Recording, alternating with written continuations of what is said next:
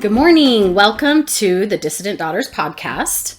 I am Ada, and I am here today with a very special guest. Yeah. So I'm going to introduce we did an episode last week with my daughter, and now we are going to do an episode with my son. So welcome, son. He's gonna go by Adam because he's the firstborn son. So he is my oldest. He's the one that made me a mom. I'm really grateful for him. He was an unexpected surprise. I was a failure of the education system as far as birth control goes. Thank you, poorly education. Yes, I did not know how birth control worked, and hence we have this child here. He is an adult child. This podcast brought to you by Plan B. No. Okay, so he is, do you want me to say a little bit about you? Sure, He's 23. He's currently living in my basement. That is correct. Short term. He's been in the military since high school, right out of high school, joined the military. He's done a lot with that. I'll let you introduce yourself. Here he is, Adam. You tell us what you want us to know about you. Okay. I'm 23. I live in my mom's basement, like the majority of young adults. I went in the military in 2017. I deployed once. I don't know what else to say. You kind of... I mean, I think the military was a really good choice for you. Yeah, I think so too. But also, it had to be your choice. Because if it had been my idea, you never would have done it. Oh, no. I would have been a librarian or something. Whatever the polar opposite of that would have been, I would have done it. What made you want to join the military? Did a recruiter just, come to your high school one day? No. Actually, I think... Honestly, the thing that made me want to enlist was airsoft, was spending so much time with veterans and spending so much time... Because most people, when they picture airsoft, they picture a bunch of, 12-year-olds in their backyard just plinking each other. But our local airsoft scene was much more involved and much more... The term MilSim, it's like a military simulation. So we had chains of command and stuff like that. But the environment the owner of the airsoft company is a vet, as well as some of the managers and stuff there. And the people running the games. But how did you even get into airsoft?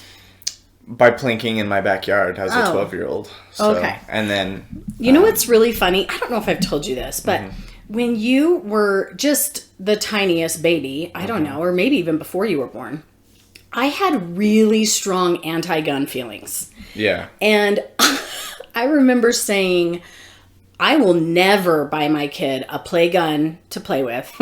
Never. And he will not, he just won't, that won't be a thing. I don't like play guns because then that turns into real guns.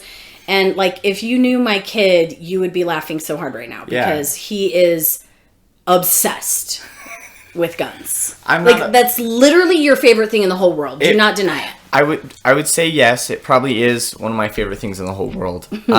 However, I wouldn't say gun people, any person that can be reduced to a one-word person is so uninteresting. Yes, that's true. I do like guns. It's not a huge part of my personality, I don't think, but it is a very big hobby of mine. Yeah. It's from a pretty young age, you got really interested in guns and started literally researching every single thing you could get your hands on. And you knew things about guns that I had never heard of. I mean, of course, I've never studied guns, but you could just rattle off information about every type of gun, every, the history of every gun, how it's used, where it's used, how much it costs, how it's made, literally everything. That is ADHD. It's a hyperfixation. So I can go from And that's the problem is I don't control what I hyperfixate on. I have no say. It's just like, this gives me dopamine. Okay, here we go. And it could be stupid stuff. I'll spend days obsessing over something random. Sometimes it's over like a specific car. I'm not a car guy. I don't know anything about cars, but I'll spend 3 days looking at Subarus on YouTube for no reason. And then I'll drop them and I'll forget everything that I learned. But yeah, guns were one that stuck for a long time. Yeah, I think it started with airsoft, moved into like just being around veterans and being in that type of environment. I got instilled with like this warrior spirit, is what they'd call it. This one conflict started to excite me, not just like a literal, like firearm involved conflict, but like conflict with another person. I learned to be really competitive from that. Like I just got really, really competitive from that. And competitive in a way where like you really liked to argue like a point and be right about stuff. Yeah. And you wanted to win. Yeah. That's ultimately what it was, is I love to win. Yeah. And I don't know if airsoft gave me that, like, I love to win, but it was the first time maybe that I realized that I love to win, where like it was just like, it clicked in my brain, teamwork and winning. Like, I feel like I have really good intuition. I have really good ability to be like, okay, this is what we need to do given the situation to win. I just feel like that clicked in my brain. Yeah. I probably could have done well in team sports if... I think you could have done well in debate. Maybe. But like I said, I don't pick what I hyperfixate on. So like if I'm not hyperfixating on it, I just have zero interest in even trying. I just don't care at all. I can't get myself to go to new restaurants. I can't really get myself to try new things that I don't randomly hyperfixate on because they're just so uninteresting to me. Interesting. I think I knew like from a pretty young age that we were a lot alike, and hopefully that doesn't offend you. No. But like from a young age, I felt really strongly about social justice issues, or I don't know, like I was very argumentative. I wanted to be right. I wanted to learn about a topic and then argue it. Like I loved debate. I did debate in high school, and I actually wanted to be a lawyer because I wanted to like fight for the things that I really cared deeply about. Yeah. And but like when you were a kid, like we would argue a lot. Yeah. And like I was never going to convince you, and you were never going to convince me. And I came up with this. I know what's happening. I came up with this thing that I would say, where I would just, in an argument, I would just say, "I'm sure you're right." Oh, dude, I'm like having a guttural reaction to it now. She would say, "I'm sure you're right," and I knew that she didn't think I was right. And so I would just reiterate my points louder and continue to yell, and she would just keep saying it. Yeah, that really was the ultimate stump. Yeah, he has PTSD from me saying that. From just that. So even hearing it, he started like... as soon as I figured out where the conversation was going, I was like, oh no. Okay, so let's go back and I want you to, because, I mean, I guess this podcast, we're talking about kind of our Mormon stories, our Mormon upbringing, how we were taught and what we were indoctrinated with, and then kind of maybe how our shelves got filled with issues and how we deconstructed all of that and whatever. Yeah. So let's kind of go back to maybe, I don't know, what things do you want to talk about? I think people who were born in it, typically have a pretty strong testimony growing up. I don't know if that's true, but I don't know. Maybe I felt like it was supposed to be true growing up, like I was supposed to have this really strong. But I remember when I turned 8 and I was supposed to be baptized, you were like, "So do you want to be baptized?" And I was like, "Yeah." Like I just know that's what I'm supposed to do. So yeah, but like it didn't. I wasn't. But I did ask you. You did ask me, like, do you want to be baptized? But the dilemma wasn't oh, well, I don't like the church. Those weren't my thoughts. It was more like, yeah, I don't know. I'll go get in a bathtub, I guess. I mean, did you kind of think about, well, I mean, clearly this is what my parents want me to do. Oh, yeah, no. It was very obvious. That's what's socially acceptable. All my friends are getting baptized, that kind of thing, right? But it wasn't like I was excited. I didn't really care. I was just like, yeah okay, whatever, and no kid even really knows what that means at 8. They have no idea what they're covenanting to, right? Yeah. Like, it's... So, I remember that being probably like my earliest church doubting memory, I guess. Another big one was, like 3rd or 4th grade. I was friends with a kid named Tyler and a kid named Cody. And I remember one day Cody said, "Oh my God." And I was like, oh, I have never, ever heard someone say that. That's the Lord's name in vain. I can't believe that. And do you remember if you reacted to him at the time? I just kind of stared at him and was like, okay, I'm not going to say anything. But I'm super uncomfortable. And I went home and I told you, and I was like, Cody said, OMG. He said that. And you were like, well, I just, I don't remember exactly how you worded it, but I remember you being like, well, I'm just not really comfortable with you hanging out with Cody anymore. I don't want you to be friends with him anymore.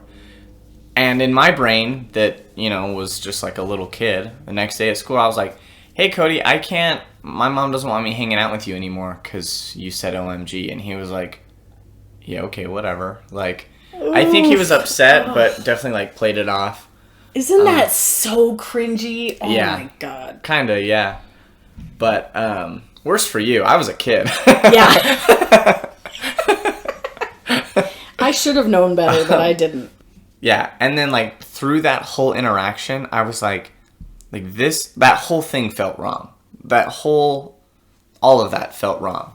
Another thing that probably played into it was the internet and my introduction to porn. Because very shortly after that, I had never heard of that or really knew what it was. Pornography? You hadn't heard that word, or? No, I didn't know what masturbation was or anything like that. Those were things that Cody brought up.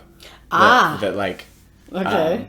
And I think part of it was that I wasn't allowed to hang out with him, but I still did sometimes. And he would say things, and I'm like, what is that? But oh, that's funny. So I definitely learned the websites from him and Tyler. Oh, nice. Great. And then I learned what it was. I thought I knew what it was. I still didn't totally get it, but I had an idea. And we had already had the talk, so I knew what sex was. So you were really curious from a pretty young age, and you would ask really funny, interesting questions. And so I want to say you were still probably 8 or maybe 9 when I didn't know what the hell to do. Yeah. And of course Dad wasn't going to just initiate a conversation. Yeah. So I bought a book and we had you come in our room and sit with us and read this book. And it was this little cartoon. Dad was laughing the whole time. Animated. Yeah. Dad felt so awkward. And in this book, there was a page that was dedicated to talking about masturbation. And I purposefully skipped that page. Yep. I didn't notice at the time. You didn't? No. I had read the book before, and I'm like, we're not reading that page, right? Yeah. So I skipped that page, but I did give you the book. Yep. And said, you can read it on your own again if you want to, yada, yada, right? Yep. Okay. And I did. I did read that page. And it still didn't click on my head what that was. I did not. Because you were probably 8 or 9. Yeah, I did not connect what that page was about with what Cody was saying. They did not connect. I did not figure that out until much later. But, this is awkward. I did not understand. Cody would make references to, lotion, and I was like, I don't get it. What? Wow, he was so young. Yeah. I don't know how he knew, but wow. I did not understand what that meant. And I was like, I didn't want to say anything and be feel stupid, but on the inside I was because you're supposed to pretend everybody knows that. Yeah, lotion where makes your hands soft. What the hell are you talking about? I didn't know. And so I got my first computer around like 4th grade, whatever. Had internet on it. Had like a external wireless card that Dad could control. Basically, that's just what allows it to connect to the internet. But it was like parent focused, so that anything I did was, you guys knew about it, right? So yeah, part of it was the book, and part of it was like influence from friends who weren't LDS, and I started figuring out that I could use the internet to learn about stuff, and so I was Googling stuff, just like stupid stuff. Like I didn't know what to look up. It's not like I was looking up some explicit. Right. Stuff. Okay. I have like just this little story, and I don't remember if you remember this, but this is something I remember. So we were over at your grandma's house. You know exactly what I'm talking about. Yeah, okay. On the TV. Yes. So we were over at grandma's house, and she's watching some show, and I have no idea what it was, but 2 girls started making out, right? Yep. And I was just like, I don't know. I was freaked out. At that time, I just thought that was the worst thing ever. Right? And I saw your face. It was a split second. I looked at your face. Yeah. And the look, your eyes were like wider than... I had never seen that. You had never seen or even considered that was even a possibility, right? Yep. Okay, so then we go home... And I'm pretty sure in your search history, it said, like, you looked up girls kissing. Yeah. Right? Yep. Okay. Girls kissing girls. I mean, there was like a whole rabbit hole to it where I was like, what the heck is going on? And like, I was like, are guys doing this? Guys are doing this too. Like, I was so, like, I could not. And I was mad at Grandma. I was pissed off at Grandma. Yeah. But, yeah, and like... The things I was Googling were like terms from that book you gave me. It's not like I wasn't looking up vagina or like I looked up vulva and I was like frustrated because it was coming up with diagrams because I was looking up that. And I was like, no, what does it look like? Like, what the hell is this thing?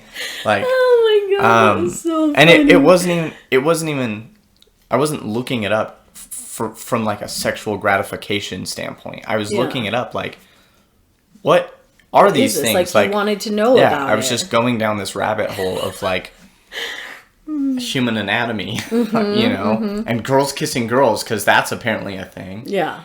Did that like give you little butterflies? Like you liked it when you saw the girls kissing girls the first time? Maybe a little bit, but it was more like it more was just like, I don't know. It was just something I'd never seen before. Yeah. I don't know how to explain it. It wasn't like it's still, none of it was a sexual like, oh, I'm into this. It was more just like, oh, this is weird. Like, I don't know how I feel about this. Yeah. But it was exciting. It was like, oh my God, I'm like figuring all this stuff out. Yeah. Even though I wasn't really figuring anything out. I was just like looking at diagrams and I was like, this doesn't tell me anything. But, yeah, and then it was either the next day or the day after that you were like, hey, I just want to look on your computer, like, this thing's telling me that you're Googling a lot of stuff outside of your, like, allotted internet time. And I remember you looked it up and, like, you were horrified. You, like, immediately screamed and cried. And I was like, oh, dude, like, that curiosity and excitement part of me was like, oh, I've done something so horrible. Like, I felt so horrible. And I remember, like, you, like, covered your mouth and looked at me, and I was like, I don't know what's wrong. I don't understand. And then you left, right? Like, you didn't explain anything and just left. And so I was like, I've never, ever made my mom do that. Like, I know that we fight, and I know that, like, I won't do my chore. Or, like, I've seen you upset at small things, but I had never seen a reaction like this before. Yeah. I like didn't know what to do. I was like, well, I'm like, I don't know. I just internalized it really, really hard. And I remember hiding under the bed and just like laying there and just being like, I'm just going to hide here until, whatever. And then you ended up coming and finding me. And we talked about my aunt's ex-husband.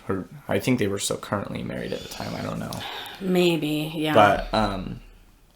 But you explained that he was abusive and basically said that it was because of pornography, that he was extremely abusive, that he couldn't control himself, and that he ruined his life because of this, right? And there were multiple people within my family who let porn like consume them.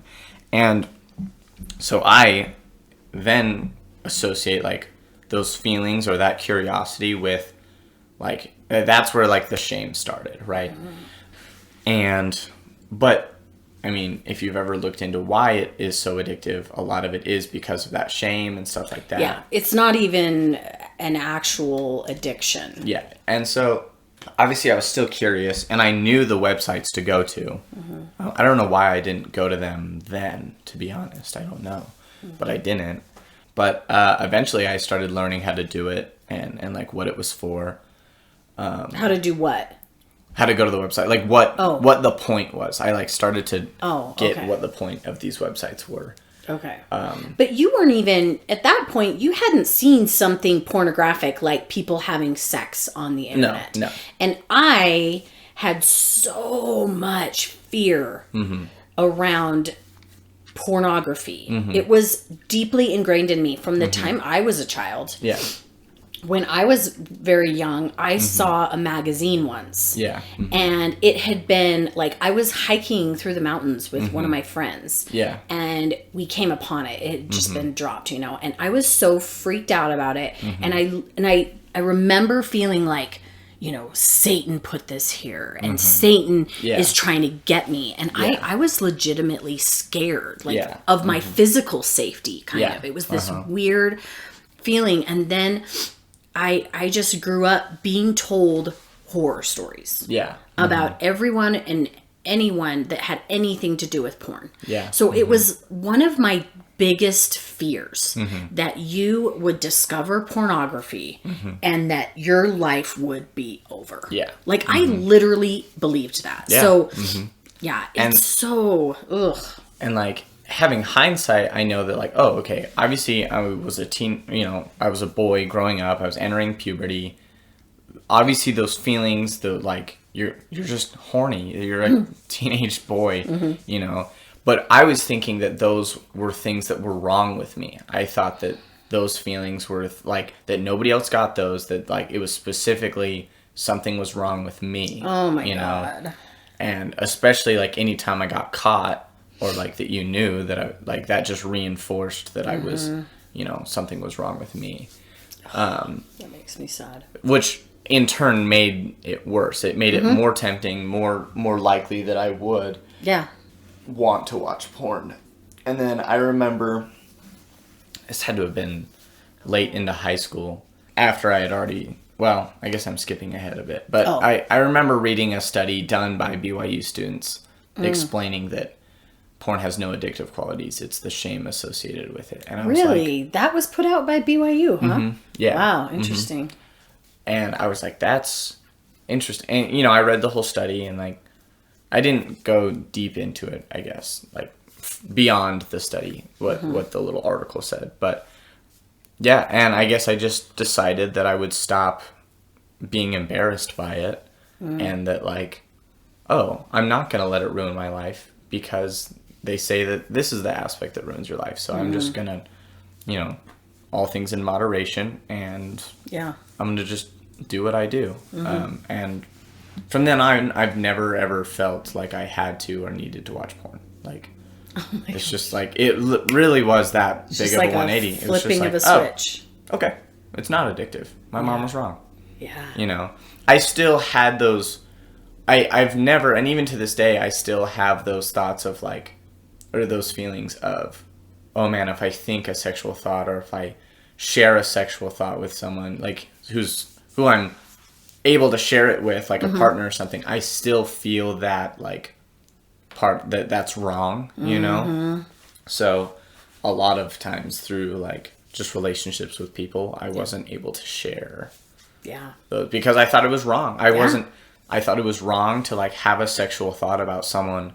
Even if I was in a sexual relationship with them, I still was like, those are wrong thoughts. Like, you can't have those thoughts about someone. You're supposed to respect them and this and that. And, like, that was, like, a huge conflict in my mind all through just being intimate with early girlfriends and stuff like that. Yeah. So I think that the Mormon culture and the Mormon church, and maybe other churches as well, who are really like, who just have negative reflections on a very natural part of, being a human. I mean, I just think that that's something that probably a lot of guys go through, probably women as well. I mean, I'm sure that I just can't speak for that experience, but I'm sure that a lot of guys feel really conflicted between like, oh man, but I feel these feelings. I feel horny, or I feel sexually attracted to something. I feel like I want to look at these things. And not understanding that like that's a normal part of just being a human. Like you're a human being. Yeah. Like, yeah, because immediately that's what the church teaches us, is there's something really wrong with that. It's dirty, it's gross, it's Satan, it's the spirit is leaving you, you're having unrighteous thoughts, and it makes it extremely difficult, because in the church, and you haven't experienced this exactly, but I did, was that, sex is the sin next to murder. Yeah. Like that's what I was taught. And then suddenly the day you get married, you're supposed to do it a lot. Yeah. And you're supposed to enjoy it. Yeah. And that's a complete mind fuck. I'm sorry, but there is no gradual, getting to that place. There is no healthy thoughts in your head about sex other than like, you're going to do it to make babies after you get married. But right now, if you do it, you might as well just kill somebody. Yeah. Because it's almost as bad. Yep. Like, so yeah, that is such a deeply ingrained thought and idea. And I want to ask you, because you were the first in our family to leave the church, and you kind of figured it out first, and I've told you since then that like you were the smart one, because that's correct. Yeah. I'm sure you're right. Yeah, you are right. That's correct. So, because I wanted to ask you, I don't know, I know that at the time that you were kind of going through what I now call a faith crisis, you weren't sharing a lot with me. You were just simply like fighting me on going to church. You were just like, I don't want to go. And I want to say that it was right around the time that you became a deacon and or a teacher and priest. Like you were in Young Men's. Yep. Can you kind of talk about that? A lot of why I left had to do with friends at school, because the reason I remember what happened with my friend Cody in elementary school so well is because I used it as an example of what I never want to do again. I didn't want to make I felt so bad about how I perceived how I made Cody. Cody might not even care. He might not have even gave a shit. But you recognized that was just not okay. Yeah. Yeah. And so in junior high, I was living like this double life. Legitimately, right? I had my Mormon friends and I had my non-Mormon friends, and I was terrified of them meeting. I was terrified because I thought that I had to have this, like, I wanted to be portrayed as a Mormon to my Mormon friends, and I wanted to be portrayed as a non-Mormon to my non-Mormon. Like, I wanted to be able to get along and mix these two ideas. Or not mix them, keep them very separate, but I wanted to have both. But you wanted to be both. Yeah. The problem was, eventually I realized that I hated my Mormon friends. They were the worst. In what ways? In the ways that I was never good enough. I was always like... You felt like they were judging you? Oh, yeah, the whole time. Oh, you didn't go to Young Men's yesterday? Okay. Like, it wasn't that blatant, but there was always this constant pressure to, like... I was constantly being out-Mormoned. Someone was always more righteous. Someone was always a better Mormon than me. Yeah. And I was like, dude, this just sucks. Like, and I remember there was a girl who I thought was really cute, but I distinctly remember her being like, your parents let you have Wi-Fi? That is literally how the devil gets in your home. Oh. And I was like, what the fuck? Like, So she was the worst. She was incredibly judgmental. She was the worst one. The rest were okay, I guess, but she definitely was the worst. And obviously, I don't hold that against them. They were just doing what I'm guessing their parents and Ward have taught them. So I get it now, but you started to see that the kids who were Mormon were super judgy. And they didn't want you to be friends with or be kind to the people who were not. Yeah, and they were unkind to people who were not. So they looked down on everyone else. They were this elite group of individuals who always made you feel like you weren't measuring up. Yep. And you recognize that. Like there was a distinct difference between Mormon kids and non-Mormon kids. Yes. Non-Mormon kids were way cooler to hang out with. Because I could... Way more accepting. Oh, yeah. They were just like, yeah, whatever. You know, I never felt... I mean, there were times where I felt judged. I can't say I never did. But it had nothing to do with how righteous I was. It was always like just normal, cliquey high school stuff, you know? And so I really wanted to not go to school with any of the kids I went to church with. Went to church with, went to school with. I just wanted a clean slate, you know? And that's why I wanted to go to a charter school instead of a regular charter high school. Charter high school. So you went to regular junior high, and then when it was time to go to high school, you decided you wanted to go. Yeah, I really wanted just a good start over, like a refresh, because... But one of your friends was going to that school. And him and I are still really good friends to this day. Like, I'm glad that he came. I feel like you two kind of left the church together. Maybe him a little bit ahead of you. Yeah, that's correct. And I felt like, sorry, but I hated him because I thought he was pulling you out of the church. Yeah, he probably did. He was a bad influence. He was very good at questioning the church and made me question the church. Oh, and I should also say he was in our ward. So you guys were in Young Men's together. We were going to church together. Then we were going to school together. We were hanging out. Like, we were best friends. Yeah. He questioned the church on a more logical standpoint and really got me thinking about, like, church history. Oh, he did? Did he study stuff? Yeah. And, like, the CES letters, he introduced them to me. And, he started being like, why are they taking tithing? Like, what really, like, they're building these crazy extravagant temples, but, like, you know, there are way bigger issues if they really care, you know. So he started bringing up issues like that, but he didn't care about the social or the cultural negative side effects of Mormonism. And that's what really got me, was regardless of the gospel, because I didn't really look into it. I just kind of listened to what Landon said and then thought about it. The cultural side of things was when... Like the shame, the judgment, the expectations about stuff. The exclusion of people who, to me, had always been more kind and more accepting than them. So the social aspect of it really pushed me further than anything that I'd found at that time. Yeah. And that's when I started to... I couldn't talk to you about any of this. Yeah. There's no way. Obviously, that would be shut down immediately.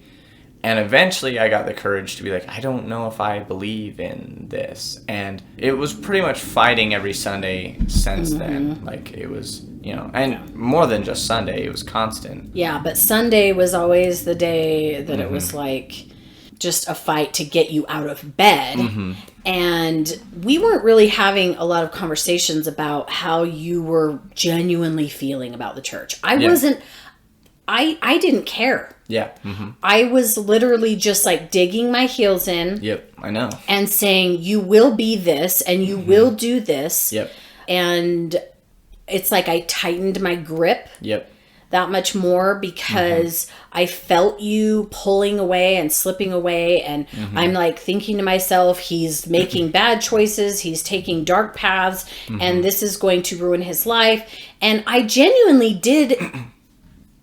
Because I loved you, I wanted the best for you. Yeah. And I thought that what I was doing was the best thing for you. Yeah. You know, it's like, okay, maybe he hates this now, but he'll see that I was doing what was best for him, right? Yeah.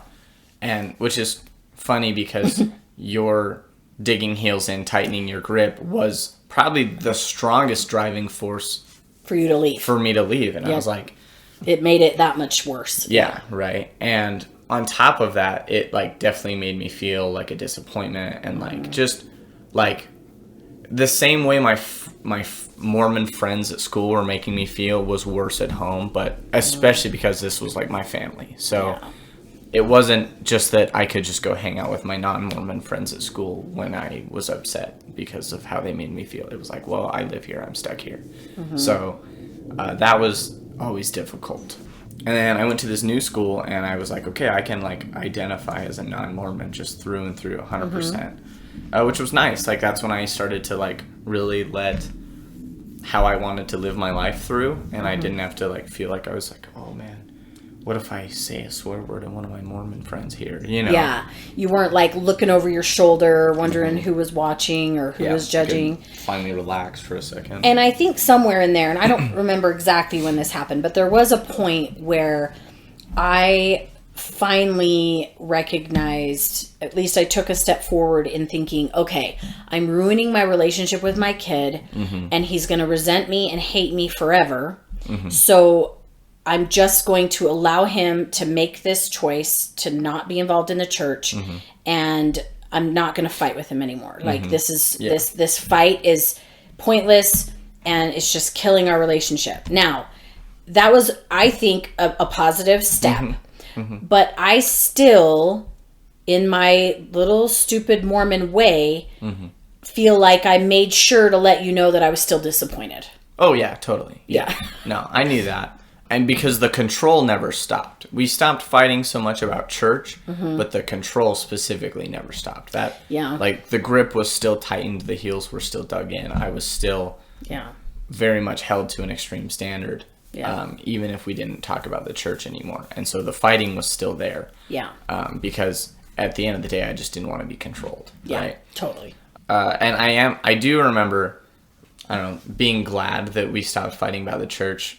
I was like, I was pretty set on not like having a relationship with you up until then, because it was always fighting. And I was glad that you came to the conclusion that you'd rather have a relationship with me than have me in the church. Because you couldn't have both, and you were never going to have me in the church. So you had to, for us to ever have had a relationship, you had to come to that conclusion. High school. And during that whole time, I was going to church. I was taking your 3 younger sisters, or maybe your third sister wasn't born yet, but the 2 sisters. And I was going to church, and I was seeing all the other families with the kids that were your age, being at church with their kids, your age, in high school, preparing for missions, yada, yada, right? And I think I spent every single Sunday crying. Like crying because my family didn't look the way it was supposed to look. I had failed. I didn't teach you well enough. I didn't give you enough to have a testimony of your own. And so, and I wanted so bad to just like pour my testimony out to you and have it just fall on you or go inside of you somehow. Because I thought, well, my testimony is strong enough that I can get both of us, there. But I couldn't figure out how to do it. And I was so disappointed. And I legitimately, because I'm sorry, but parents are ingrained. It's like, if your kids are failures, I'm putting that in air quotes, then you are too. Like if your kids stray away from the church, you have failed. Your eternal family is now broken.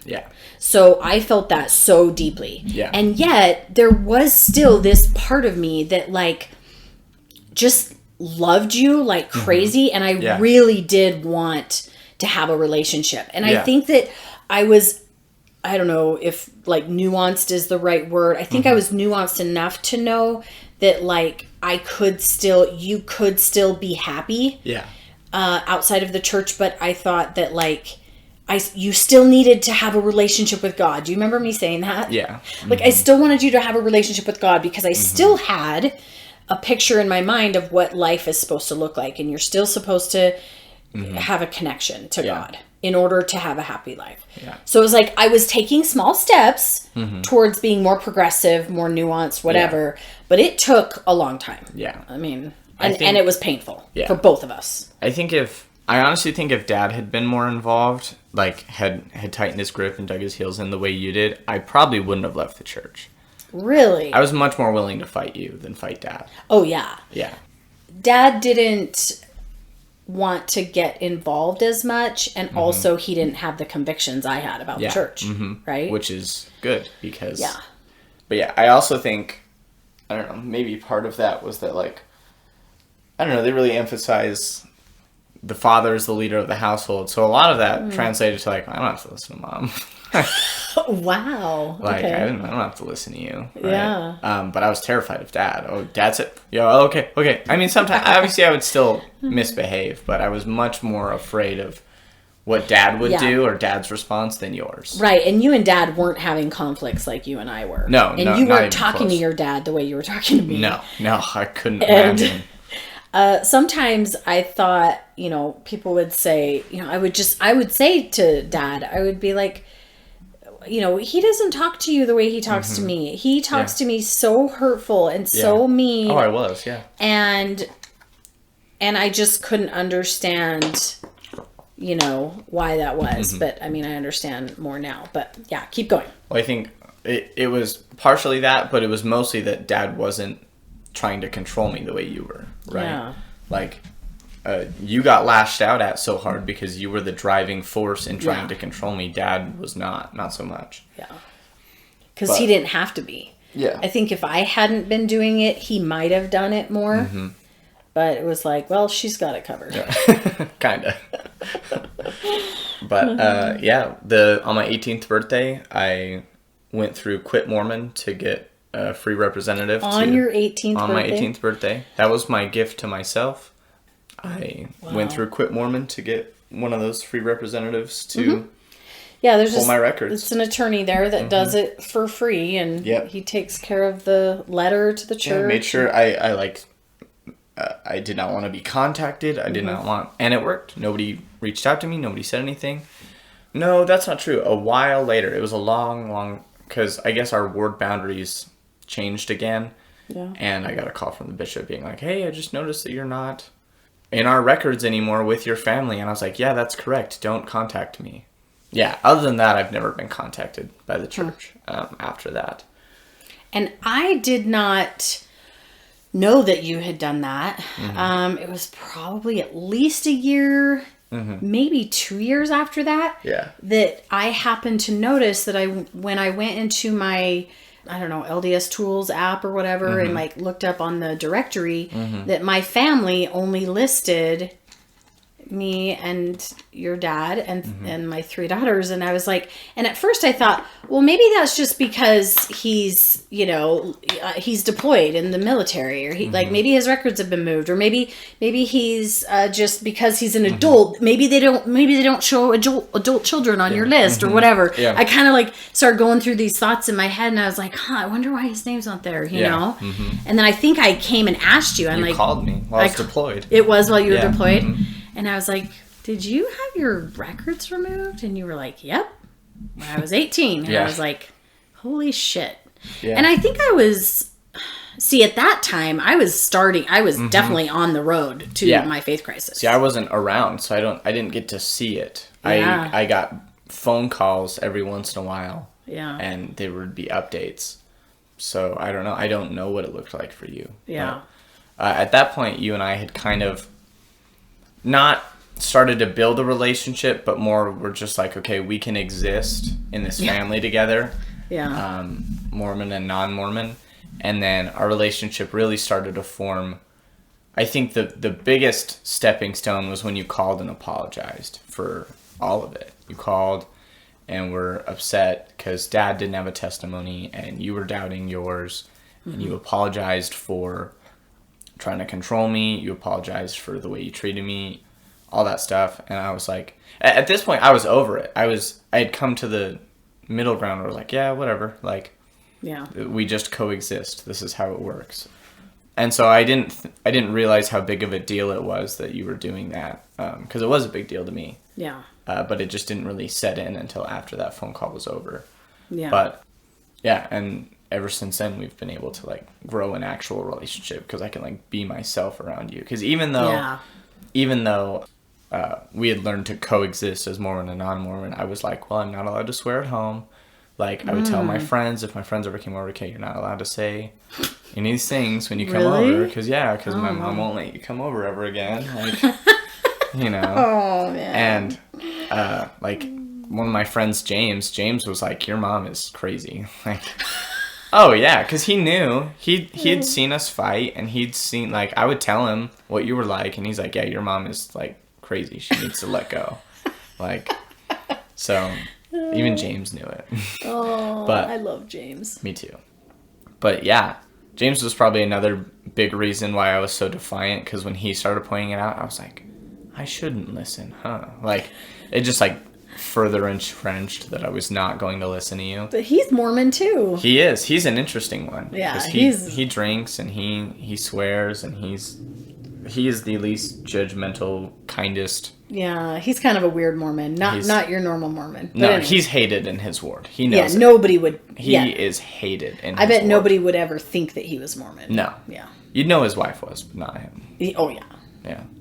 But, yeah, that's why him and I were so close, was because, I mean, he just didn't, because this culturally, Mormonism was so bad to me, I couldn't be friends with Mormons, not really, but James was the exception because he was so not. Right, and because he could kind of understand, like, where you came from and what you experienced. And same with Landon. Yeah. So, yeah, so it was kind of good to have those friends. Yeah. So after you resigned your membership, I mean, let's see, that was your 18th birthday, so that was right before you graduated high school, right? So as soon as you graduated high school, within a couple weeks, you were off to basic. Yep. And you did that, and then I want to say it was probably that year when you were at basic and such that Dad left the church. That Dad was like, I am done. I'm not. This is not for me. I don't have a testimony, and all those things. And then. And I think, I mean, I definitely, like, in some ways I dug in my heels when Dad did that, and but not because I was trying to push him to stay in the church, but because I was now responsible for everyone. Yep. Like, Dad wasn't going to take me to heaven. Yeah. And in the church, I mean... Dad has to let you in. Yeah. Like, I have to have a man, a worthy priesthood holder in order to let me into heaven, right? Yep. And so now suddenly everything changed, and I think because Dad and I had such a good relationship, I was able to say, well, I guess, you know, maybe I'll be fine not going to the celestial kingdom. Like, I'll just do the best I can, and, you know, I want to be wherever Dad is. It wasn't that I was thinking, oh, well, I'm just gonna be with another man in heaven or something. I didn't think that way. I totally thought, like, I still believe, I'm still, like, working towards the highest degree of glory that I can get while having a non-priesthood holder husband, right? And so, and I saw that he was, like, genuinely a good person, that he had done everything he'd done in his life to try and do his best, all while not believing that the church was even freaking true, and never feeling the Spirit, never feeling like he got an answer to his prayers or any of that shit. And so I kind of recognized that as, like, him being even more amazing than I thought before, because look at what he had done and how long he had tried, you know? So I totally accepted that. It was like, I mean, how could God expect him to stay, you know, if he's not giving him any answers? So, but I became more vigilant in just trying to make sure that I could keep my other kids in and keep myself in and just extra brainwash. Just double down on the Kool-Aid. Just double down on the Kool-Aid, 100%. And then, like, I'm just trying to, like, fit all the pieces of the timeline together, because your sister came out as gay right before you deployed, like the next day, year, or no, the day I was leaving. Well, that was when she told you. Yeah. Oh yeah. Sorry. So she had told me a couple months before or whatever, and this was, a year after basic or more, and you were getting deployed, and it was coming down to like the last few days, and she was worried. She was a little bit scared to tell you, and we knew that, we were saying our goodbyes on that night. We dropped you off for your deployment. And she told me ahead of time, she's like, I'm going to tell him. I'm like, okay. And we were all saying our goodbyes, and she told you, and it was really sweet. Like, you just hugged her. Yeah. You just hugged her and you just said, I love you. And then when you pulled away from the hug, you said, when I get back, we'll go pick up chicks together. Yeah. And it was adorable. It was perfect. Sorry. It's okay. Just that. That's a really tough memory for me. Is it? Yeah. Sorry. It's okay. That was a really, really hard night. That was a hard deployment. Yeah. I had it in my head. And it sounds kind of silly now, but I genuinely thought I might not ever see you again. And so when I hugged you, I didn't want to let go. There's a pretty good chance you wouldn't. And I didn't want to let go of you. And I literally just like soaked you with all of my tears all over you. And I couldn't let go. That was really, really tough. Yeah, that day sucked. Yeah. And I didn't make it any easier for you. I kind of feel bad about that, because it's like I should have been a little bit tougher and made it easier on you, but I didn't. Yeah. That was rough. But after your sister came out, I think my whole world kind of came crashing down, and everything that I had ever believed was changing, and I knew things were never going to be the same. Yeah. From that moment on, I knew everything was different. And so it was literally like, the whole time you were gone on your deployment, you were gone for a whole year. Yeah. And that was the majority of my faith crisis, of everything coming crashing down. And probably, I don't know. What do you remember about that? Like, was I telling you what was happening? We talk once every 1 or 2 weeks, maybe. Yeah. And you'd call, and the first conversation was the apology, followed by like, well, Dad's never had a testimony. Dad's never had. And I remember being on the phone and being like, yeah, go Dad. like Dad left the church.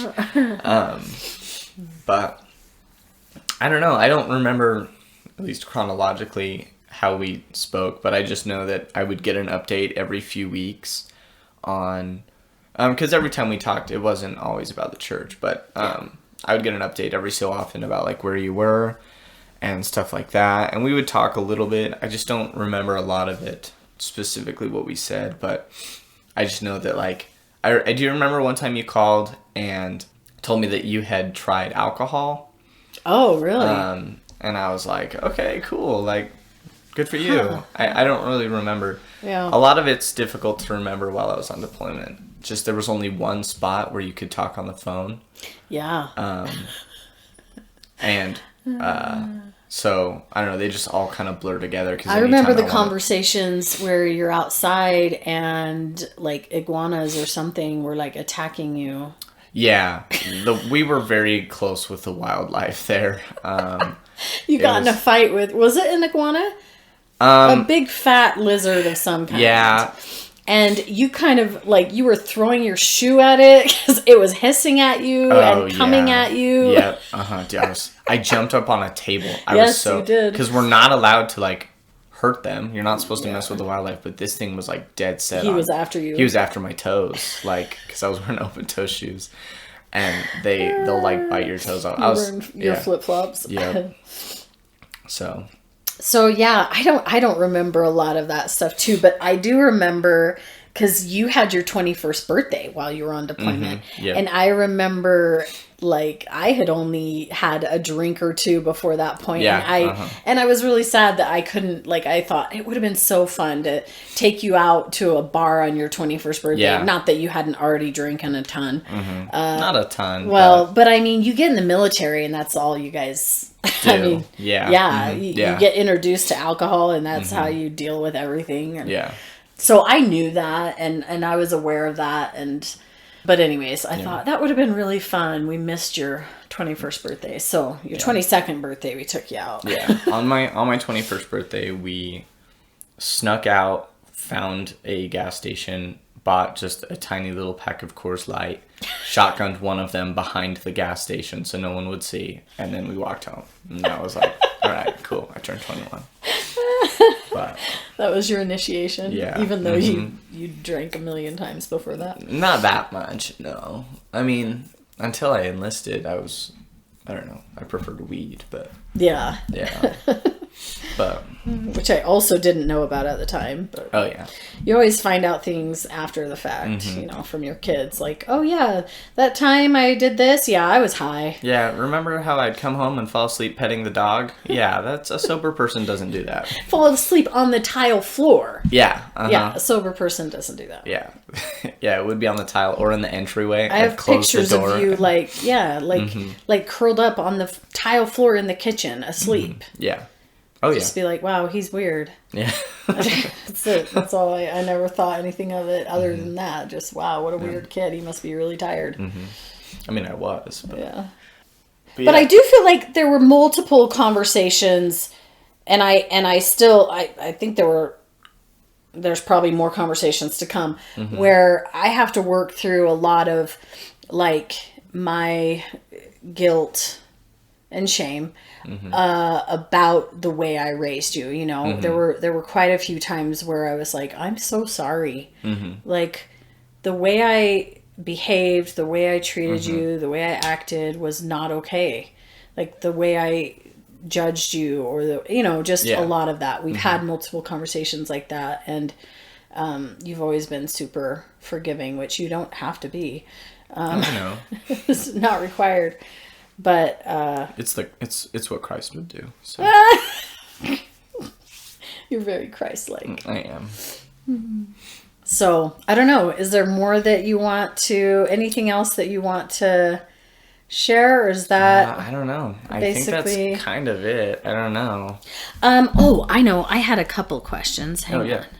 In your experience, were there other Mormon kids who were like, maybe learning history of the church or weird doctrines of the church or things about the church that they were just like putting it on their shelf and just pretending like it wasn't there?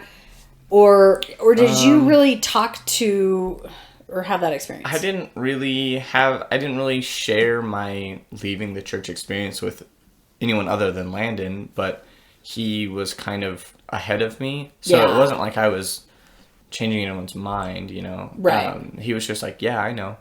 Were you seeing kids in the church actually living the morals they are taught, or did you see a very like split personality type of a thing where they were one way at school and a different way at church? Yeah. I mean, there were some like obviously like Anna was through and through. Right? Yeah. Oh yeah. Church, she was 100%. At school, 100%. But there were totally people who in like seminary or that I went to school with and church with who were flip-flopped, like just like me, you know. Yeah. Yeah. No one that I was ever close with. No one was ever like, you know. Do you kind of, so one thing that I say a lot is like that the church makes liars of us all.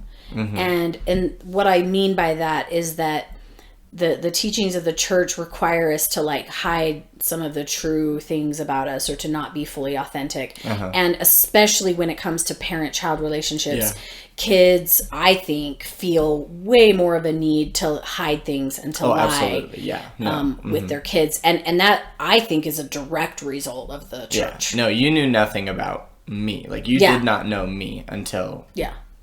authentically, probably until you left the church. Yeah. Like, you probably did not authentically get to, like, meet me until you left the church.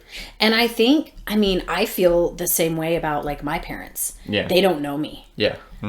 They can't know me. They can't know who I truly am and anything, because there's just that barrier. I don't know how to get past that. And I know some people are really good at it. Some people are fine and they can do that. But to me, the whole church thing really feels like a barrier that keeps us from actually being real with one another. Actually, just being authentic and telling the truth.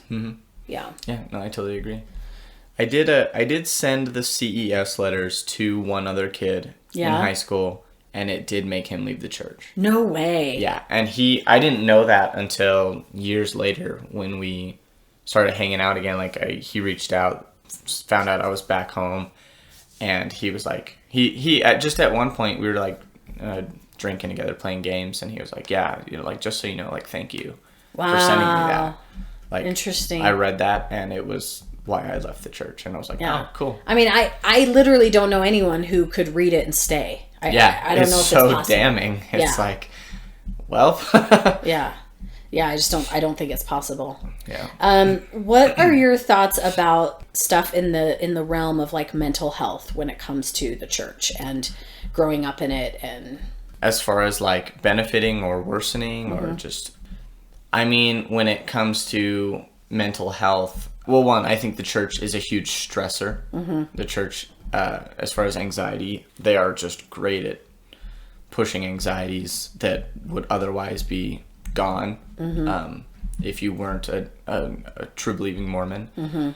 I think that their solution to other problems like depression and maybe even anxiety are pray about it. Like, they're just not real responses. They're not going to make any real difference. Well, and it kind of makes you feel like it's your fault you're depressed or anxious. Like, you're not being righteous enough. You're not living worthy enough or doing enough. Yeah, I agree. I think as far as if you don't fit what you're supposed to look like as a Mormon, whether it's you're gay or you're trans or really anything that just doesn't fit what you're supposed to be, I think it adds stressors and can really negatively affect your mental health. Well, and they have, not only that, but they have such strictly prescribed gender roles that even as a straight white man, you still, have to like fight against, what the church taught you that exactly what you're supposed to be. Yeah. And women the same, like, we are only supposed to be wives and mothers. Like, that is our goal. That is supposed to bring us all the joy and happiness in this life. And then when it doesn't, you're not living righteously. Something's wrong with you. Yeah. And I tend to kind of maybe harp on women's issues in the church more so because I am one, but I also recognize that the patriarchy hurts men just as much. Well, it shapes us to be part of it, right? It shapes us to worsen it. Totally.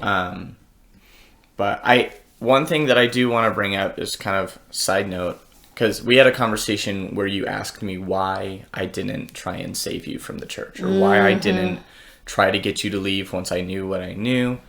And I told you that it wasn't my job. Like, it wasn't my responsibility, and if I were doing that, one, it would have absolutely created more conflict, and two, I would have been doing to you what you had been doing to me, right? I'd be trying to force a different belief on you and stuff like that. Yeah. So I would just want to encourage people who have left the church to, just treat the people in your life that are still LDS the way you wish they treated you as a non-Mormon. Yeah. Just be accepting of their beliefs, be accepting of who they are. Because I think maybe you were feeling a little vengeful. Like, I wish I want to get back at the church for the time that they've taken from me. And so. And also that I want to wake other people up. To them, the fact that they're in a cult. And that's a really hard, that's a thing that I've really struggled to fight against. Yeah. For sure. I just think, there are a lot of attributes to the church that I like, that I am glad I took with me. And one of those is like being kind to others, right? Yeah. They they call it being Christ-like, but I would just call it being kind. Just being a good person. Yeah, being the kindness that you want to see in the world, being the person that you wish more people were like is the best way to start that process. So I had always thought that, like, you had to be, a Christian or a believer in God to be a good person, and that's where your morals came from. And I also, of course, in the church, sin is a huge thing, right? Yeah, And I think I've come to a place where, like, there's no such thing as sin. There's no such thing as, like just be a good person. Like, I think there is such thing as morals, but I think that every human being is just born with at least some, I don't know. You believe in the innate good? I do. I do believe in innate good. And I think that, when people are, truly grow up to be terrible humans, they're either, they've been abused, there's mental illness, they're drug addicts. Like, there's other reasons for it. Not that they didn't believe in God hard enough, or that they didn't repent enough or something. Does that make sense? Yeah. I agree. I mean, I think, I guess it depends. I don't know if, I wouldn't say that I believe in in an innate good. Yeah. I wouldn't say that I believe in that necessarily. I think values have to be instilled in you. A lot of kids have to be taught how to play with a dog, right? Like, kid pulls on dog's tail. Or like even would hit the dog, and you're like, okay, you don't do that. Yeah. You have to explain that to them because they don't know. Yeah. But we would, as adults, would see someone hitting a dog and say that's bad, right?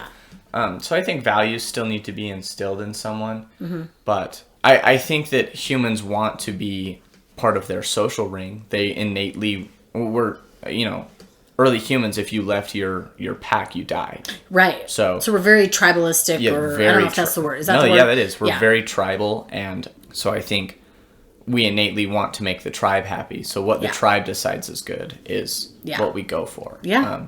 Which is something that the church preys on, is Definitely. tribalism. Yeah, so I don't know if it's innately good, because good changes depending on where on the planet you go. Yeah, I think that's true. But I think the tribalism, like, we naturally want the benefit of the tribe. Yeah, yeah. Okay, so just last question, then we'll kind of wrap up, is what are your thoughts about how the dynamic of our family has changed as a whole, as a family? Well, I think you leaving the church is the greatest thing that happened in the family. Like, Wow. No, it seriously is. Yeah. It is the absolute greatest thing that could have happened, because the youngest sister, right, or not the youngest, but the sister who came out, Jezebel. Yeah, she's the one that. Sorry.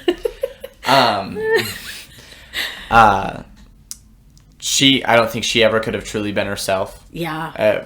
With you being so devout, I don't think, the next youngest sister could have ever, gotten tattoos or had piercings or been who she wanted to be, or been able to express herself the way she wanted to. Yeah. Without you leaving the church. I think all of us have felt more genuine. I've had a much better relationship with Dad, with you. Yeah. My family used to be something that I had to warn people about before I brought them over, of like, hey, don't swear, don't do this, Yeah. My parents are a little strict, like, even though it was very strict, but and now it's turned into like something I'm really proud of, like something that I like show off to other people because their families suck. You're like, my family's cool. Yeah, now. My family's cool. Yours sucks. Like, you wish you were part of this family, but James doesn't think I'm psycho anymore, right? No, James loves you. No, absolutely, right? Like, but it's amazing what leaving a cult can do for your personality and for your mental health. You really health. can just bloom. Yeah, right? Mm-hmm. And in some ways, I really have to try not to be resentful about the 45 years I spent in a cult and not being able to bloom. But, I mean, so I almost think, like, for me, the contrast is so much more than for any of my kids, because you weren't in it as long, you weren't as steeped, you weren't as orthodox, you were never in the point where I was to where you literally couldn't be your own self. And so the contrast is so stark with me. And I'm not really resentful, because I've had a great life. I don't really have anything to complain about. But my biggest regrets are just relationships. Yeah. You know, how I harmed relationships and yours in particular. Yeah. Because of my strict views and orthodoxy in the church. Yeah. But so I'm really grateful that we still have a whole lifetime ahead of us to keep repairing and healing from past hurts. Yeah, I think so. And I accept and, you know, like validate the pain that you felt and what I caused and and all of that. And you know, I can't change what happened in the past, but like I'm always like, I know better now, so I can do better now. I'm excited for the youngest sibling because she gets to spend her entire child and adult life just non-Mormon. She's not going to have to go through any of that. She's had a completely different life. Yeah. Was she baptized? No, she was never baptized. One day she got mad about something and she goes, "Jesus Christ."